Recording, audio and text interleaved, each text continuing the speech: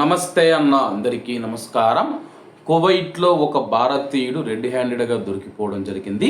స్థానిక మీడియా తెలిపిన వివరాల ప్రకారం కువైట్లోని సబాసలం ప్రాంతంలో ఒక పాడుబడిన ఇంట్లో మనం చూసుకుంటే చాలామంది వ్యక్తులు వెళుతూ ఉన్నారు, వస్తూ ఉన్నారు. స్థానికంగా ఉన్న ప్రజలు ఎవరైతే ఉన్నారో పోలీసులకు సమాచారం ఇవ్వడం జరిగింది.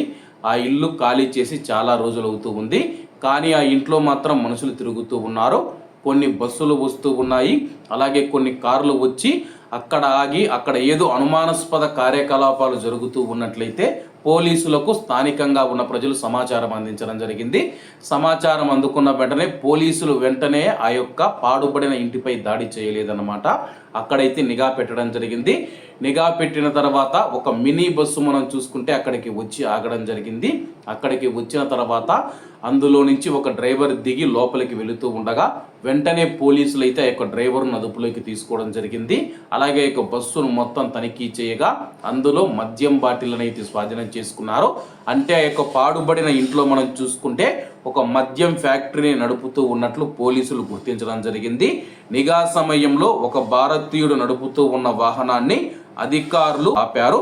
వాహనం నుంచి తీవ్రమైన దుర్వాసన వెలువడుతూ ఉన్నట్లు అధికారులు గుర్తించారు.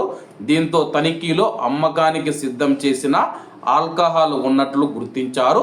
సుమారు 1160 ప్లాస్టిక్ బాటిళ్లను అధికారులు స్వాధీనం చేసుకున్నారు.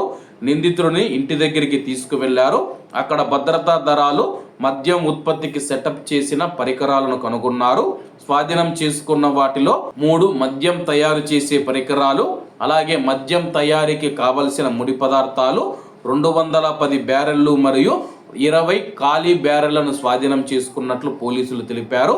జప్తు చేయబడిన వస్తువులు మరియు నిందితుడిని చట్టపరమైన చర్యల కోసం సంబంధిత అధికారులకు రెఫర్ చేశామని చెప్పేసి చుట్టుపక్కల ఉన్న స్థానికులు ఎవరైతే ఉన్నారో పాడుబడిన ఇంట్లో నుంచి వాసన వస్తూ ఉంది, అలాగే పాడుబడిన ఇంట్లో అనుమానాస్పద కార్యకలాపాలు జరుగుతూ ఉన్నాయని చెప్పేసి సమాచారం అందించడంతో పోలీసులు నిఘా పెట్టి మరి ఒక భారతీయుని అదుపులోకి తీసుకోవడం జరిగింది. అతన్ని విచారణ చేసిన తర్వాత దీని వెనక ఎవరున్నారని చెప్పేసి పూర్తి వివరాలు తెలిసే అవకాశం ఉందని చెప్పి పోలీసులు తెలిపారు.